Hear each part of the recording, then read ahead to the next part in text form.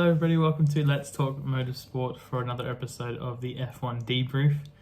Things are a little bit different today. Unfortunately, my colleague Daniel is off sick. Well, his family is off sick, I should say. So it'll just be an episode with me, myself, and I. I am your host today, Alex. Welcome to the debrief for the Vegas Grand Prix, which just happened over the last weekend. And not gonna lie, I am missing Daniel for this episode, truly, because I was really looking forward to talking about the events of the weekend. Not many positives came from the Vegas Grand Prix in terms of a structure. It kind of was a bit of a shit show. From the beginning. It did get better toward the end, thank goodness. However, it did start off very bumpy. So we'll discuss that in detail in a couple moments time.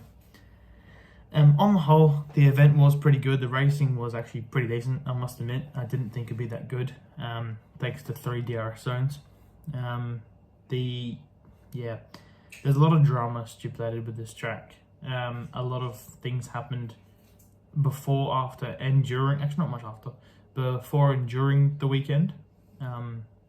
So we'll get into that in a bit of a moment. The first thing I wanted to do was go through the results of the weekend. However, before I want to do that, I want to talk about what actually happened before the race. So the weekend started off not great.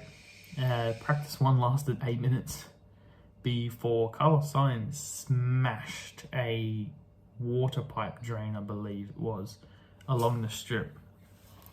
This caused a red flag, and it caused the whole session to be cancelled about 15 minutes later. So the whole weekend was put on hold pretty much from the beginning.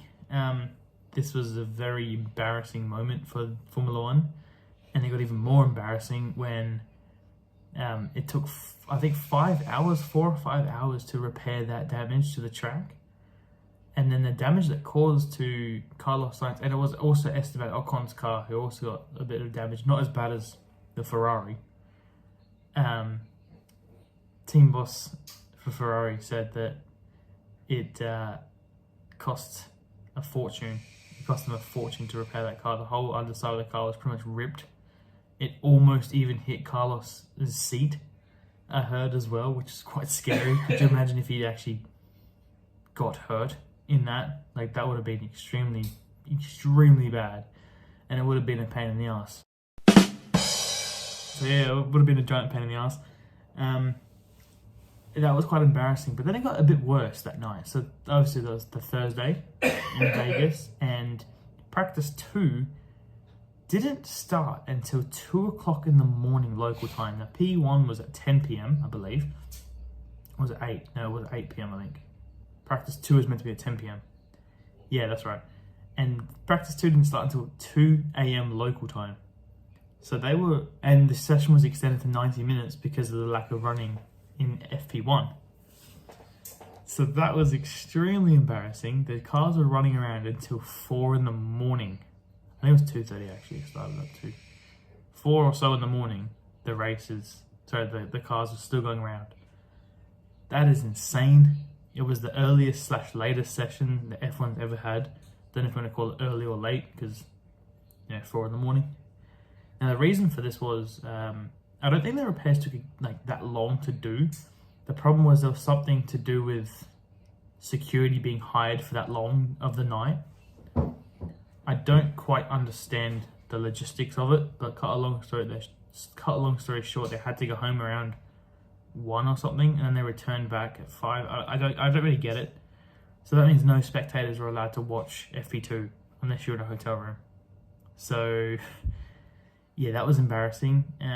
Following that, on the Friday, F1, I'm not going to go into too much detail with this because I don't know that much detail, but F1 apparently has been sued, and the Vegas Grand Prix have been sued, or gonna get sued. I don't know much detail into it, but cut a long story short, they compensated people with Thursday only passes, but didn't do anything to compensate for people that had 3-day passes. So that's what the whole getting sued thing is all about, apparently. You may have to do some research into that. I'm not going to talk about that for legal reasons, so I'm going to continue on for what happened with the rest of the weekend. Practice 3 went along smoothly, and so did qualifying, and so did the race. So after that, the weekend was pretty good, I must admit. Qualifying was somewhat interesting. We had some shocks. I'm going to get the results up now for qualifying, now that I only don't have a partner for this episode.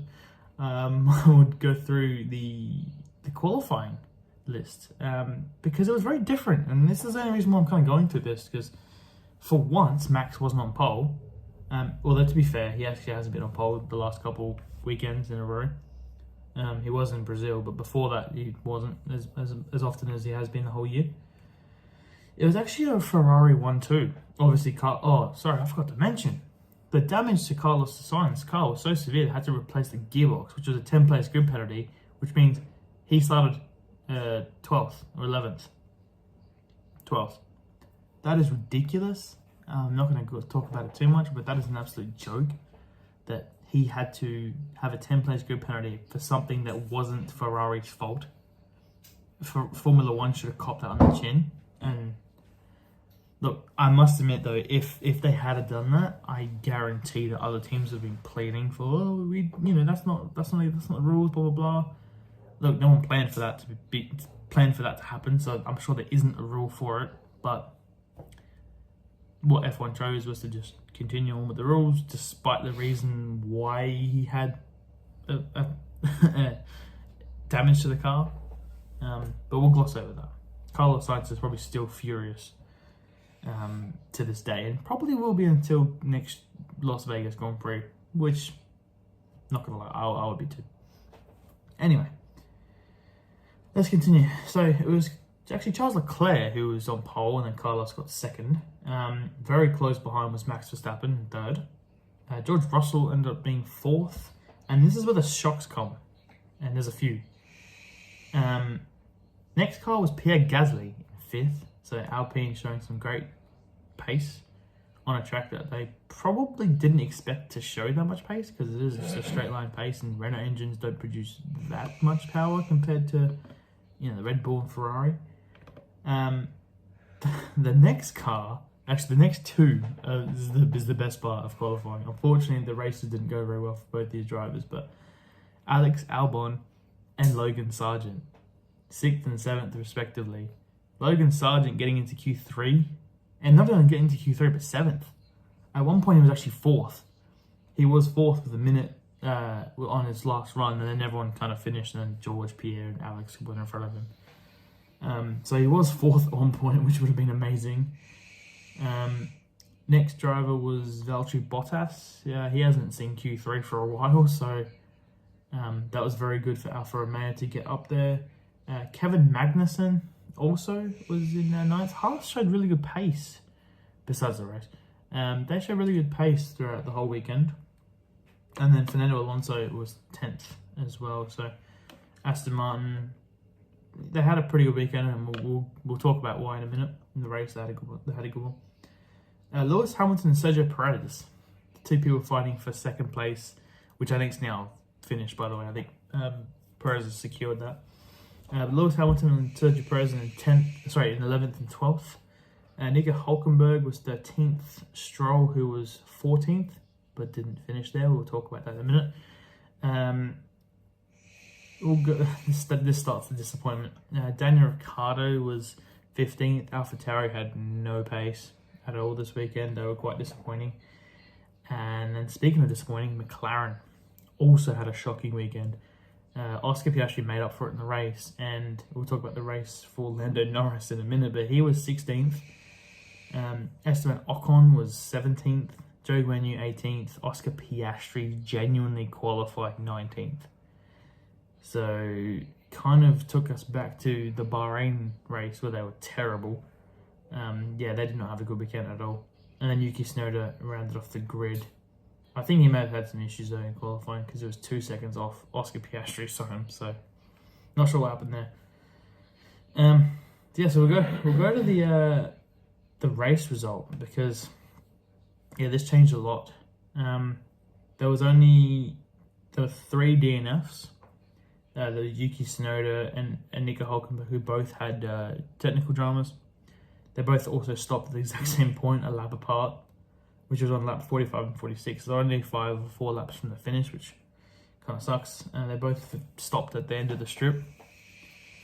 Lando Norris only completed 2 laps because on lap 3 he had an incident. I can't remember what corner it is, but coming into one of the heavy braking zones where it was kind of a left and then it goes into the straight line braking. He had a moment where he twitched and then twitched too hard and then backed into the fence and that spun him. It was a pretty severe crash, I must admit. And he was breathing really heavily afterwards. So he got the wind knocked out of him. He was taken to the university hospital nearby, but was cleared pretty quickly just for precaution. And he'll be back for Abu Dhabi, no dramas at all. So we talked about the DNFs already. We had 17 finishes in the race, which is great. Now, you guys know my love for Max Verstappen, which is non-existent this year. I don't think he's a bad person, but I'm just bored of him winning. And that's exactly what happened this weekend. However, it was not as easy as it has been pretty much the whole year, let's be honest. He only won by 2 seconds to Charles Leclerc, who had a dive bomb move. I'm going to skip Max. It's already done. Cut a long story short with him, though. He got the lead off Charles at the start, but ran him off the road. Got a 5-second penalty for that in his pit stop, and that put him down to like 9th, and then it just made no difference. A couple of safety cars later, and he was back at the front. Once he passed Perez, who was in the lead at the time. No, it was Charles. Once he passed Charles, never saw him again. That was it. We'll go to Sergio Perez next. So Charles and Sergio Perez were kind of jostling for position the whole time. Sergio Perez had a really good race and got lucky with the safety cars a little bit. Red Bull, hats off to them, pitted at the exact perfect time, which is really good to see Sergio competitive. Obviously had a terrible qualifying, starting at 11th, 12th. I think with the colour science penalty, it may have been 11th, I'm not sure. So yeah, he finished 3rd.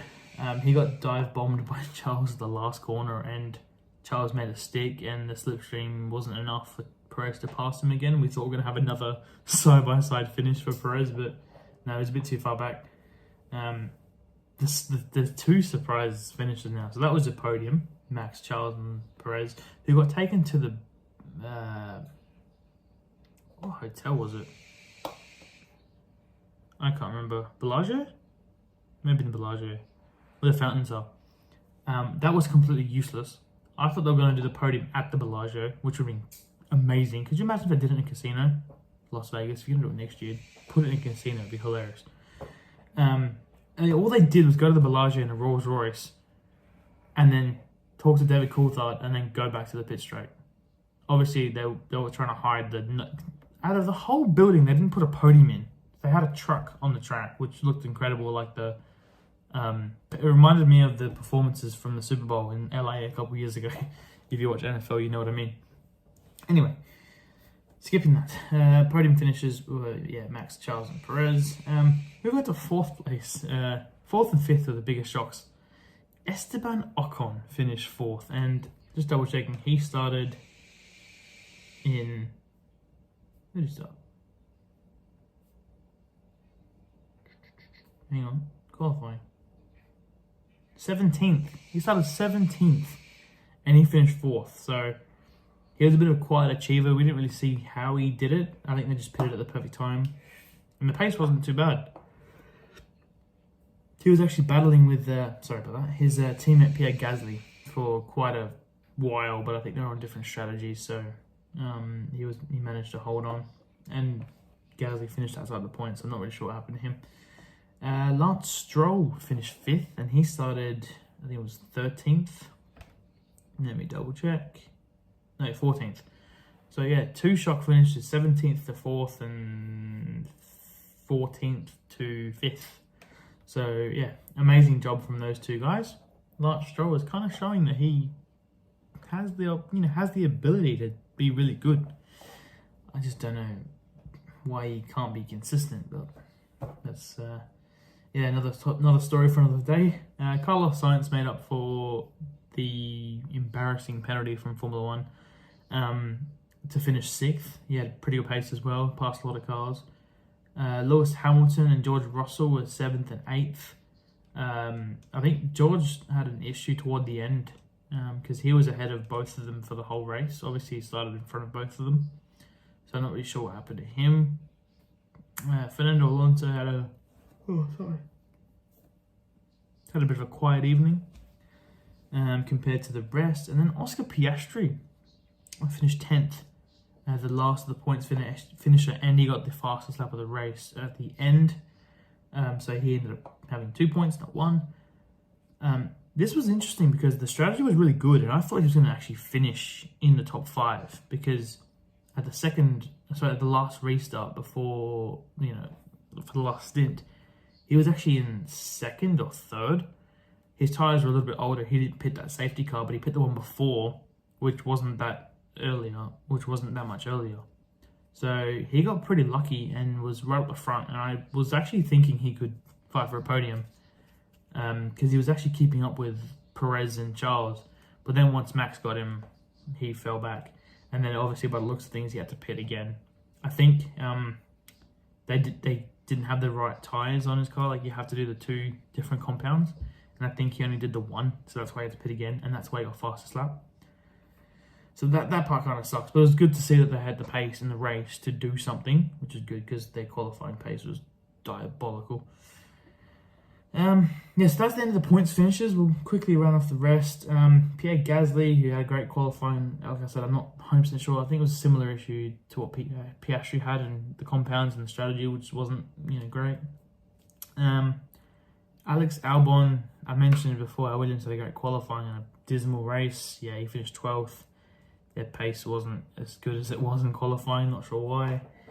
Kevin Magnussen also, as I said, Haas had great pace until the race. That seems to be a pretty common occurrence. AlphaTauri, Daniel Ricciardo finished 14th. He was quite angry with how the car performed over the weekend. It wasn't good at all, was not competitive. So yeah, dismal weekend for AlphaTauri boys. Luckily they got their points to not be last earlier in the year because they were nowhere near the points this weekend. Speaking of nowhere near the points, also Zhou Guanyu, Alfa Romeo, even though Valtteri Bottas was in Q3, he actually finished last. I don't know what it is. Alfa Romeo just I really can't work out what is wrong with them. They just seem to be so inconsistent, and not for the reasons you might think. Like Bottas finished 35 seconds behind Logan Sargent, who by the way finished 16th. That's ridiculous. I don't know why. There must have been an issue. I'm not sure why. The TV coverage didn't really show that much of those guys. But by God, I'm so tired. It's like 10 p.m. when I'm doing this.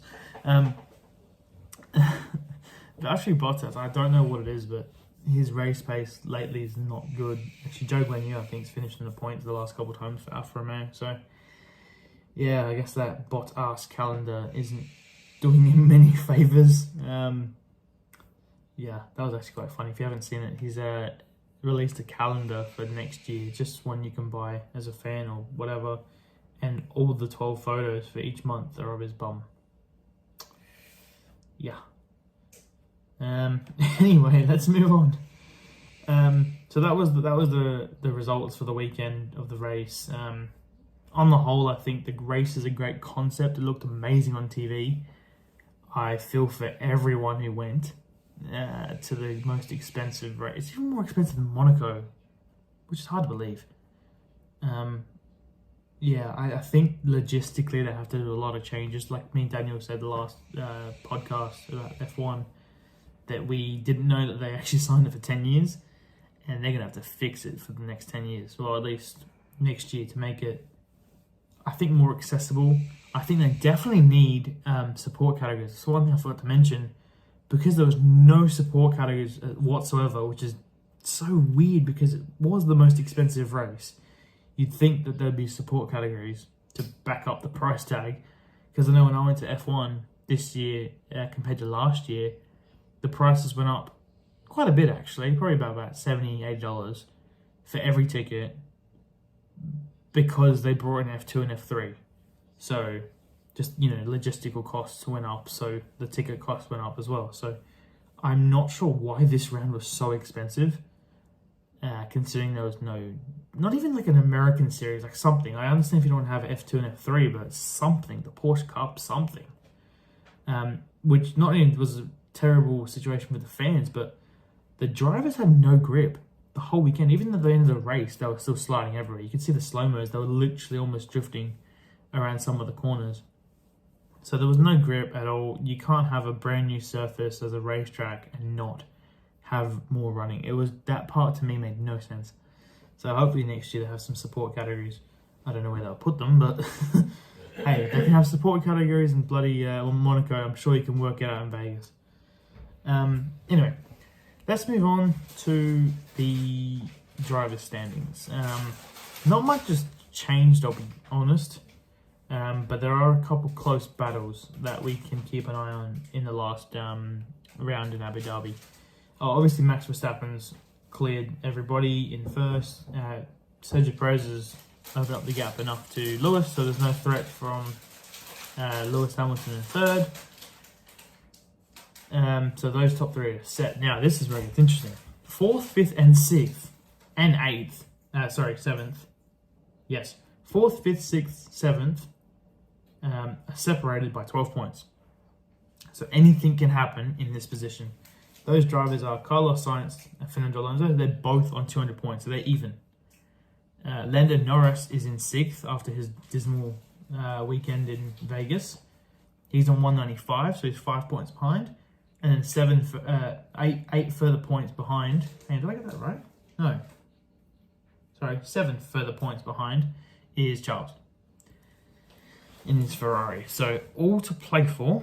I'm sure all those guys are going to be battling hard to finish ahead of one another.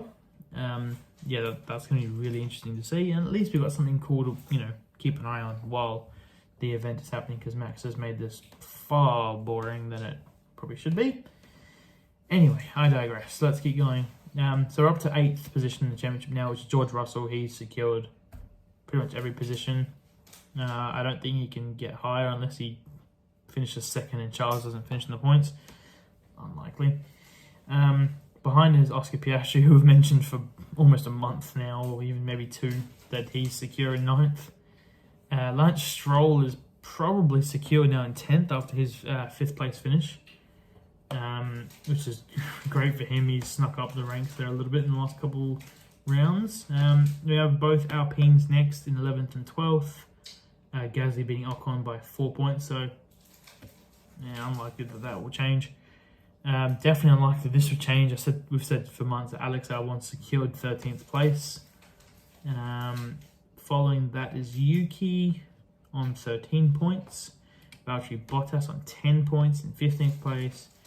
Haas next with Nico Hülkenberg in 16th. Haas once again, Kevin Magnussen is still in 19th position. Unfortunate. He's just had no pace this year in that car. And still, Liam Lawson is ahead of Logan Sargent despite not even having a car anymore. So that will be embarrassing for Logan Sargent if that stays the way it is. He has one more round to get a point to pass Liam Lawson. So that's the driver's standings. The constructor's standings also, I would say, is pretty much secure. But there's there's 2. My apologies. This is not secure at all. There are 2 positions that are up for grabs. Red Bull's done. They're on 822 points and still climbing. That is insane. I don't know what the record is, but I'd like to know. Actually, let's Google it real quick. F1 constructors point. No, it says Mercedes 2016 had 765 points. That's already been beat. There you go. Anyway, speaking of Mercedes, they have 2nd position. They are in front of Ferrari by 4 points. So this is going to be the closest battle that we have for Abu Dhabi, so let's keep an eye on that. I'm sure there's millions of dollars difference in prize money, so all to play for those two teams. Also, another close-ish battle is 4th and 5th of McLaren and Aston Martin, in that order. And the gap between them is 11 points.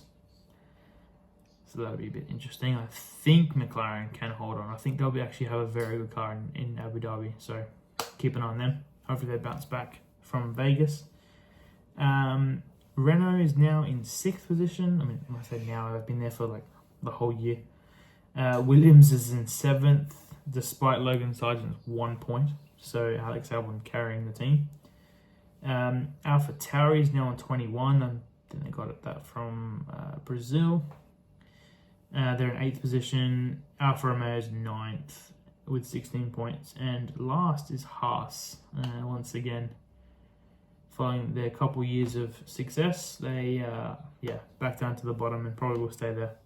They've only got 12 points. So that's really it. It's be at this point of the episode where I'll ask Daniel what his predictions are for Abu Dhabi, but he's not here, unfortunately. Speaking of which, that round is this weekend coming up.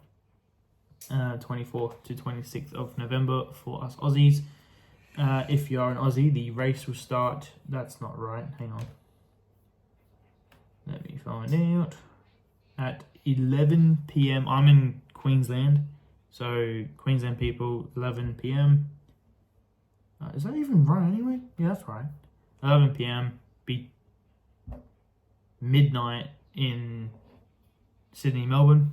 And Alex Maths, 11:30 for people in South Australia and Darwin. And then Perth, well, they're too far behind anyway. I don't know what the distance is. Be like 9 o'clock something. Anyway, that's the times for that. Anyway, you guys can work it out. I'm sure you won't miss it as F1 fans. My prediction, real quick. I hate to say it, obviously Max is probably going to win another race, but I think McLaren will do very well. I think this track will suit them quite nicely. And I think there'll be I think Lando will be a real threat to Max. Fingers crossed. I want some entertainment. I'd really love to say a McLaren win, or even a Ferrari win, either one. I think McLaren's more likely. And hopefully we get some entertainment to finish us off for the year, last race of the year. Hopefully Max doesn't win for someone or everyone's entertainment. So my prediction is that, if Max doesn't win, Lando, or maybe even Lewis, if they can fix their straight line speed, because Lewis is very good in Abu Dhabi. So, yeah. I don't know. Let's see what happens. Other type of predictions, I think that I would love to say Ferrari finishes second in the championship, but I just don't know. They've had the pace to do it in the last couple of rounds. So you know what? I will say, if Ferrari don't hit a drain pipe or have a hydraulic issue on the warm-up lap, I think they can beat Mercedes. So let's go with that. let's stick with that. What other close battles were there? There was a driver standings one as well. The whole Carlos, Fernando, Norris and Charles debacle. I think if my prediction of McLaren being really well, I think Lando can actually generally finish 4th, which would be amazing. Then I think the two Ferraris. Then, I think Charles is a bit too far back from Fernando. Alright, here's my prediction. Lando 4th, Carlos 5th, Fernando 6th, and Charles stays in 7th. Yeah, that sounds right. The gap's just a bit too far for Charles. But we'll see. Any other battles that I mentioned? Not really, unless Nico Hulkenberg can get a point over Bottas. Yeah, no, nothing to really report. But yeah, anyway, that's been the debrief for the Las Vegas Grand Prix. Hope you enjoyed just the single commentary from me. I think Daniel will be back for the Supercars Adelaide 500 preview, which will be hopefully in the next couple of days before the actual round starts itself. That'll be a great one, and the obviously debrief for the F1 Abu Dhabi Grand Prix and the review for the Supercars Adelaide 500, where we will crown a Supercars champion. So stick around for those 3 podcasts that are coming up. I've been your host Alex temporarily, but thank you guys for watching, and I appreciate you, and enjoy the racing for the last time this weekend. Bye for now.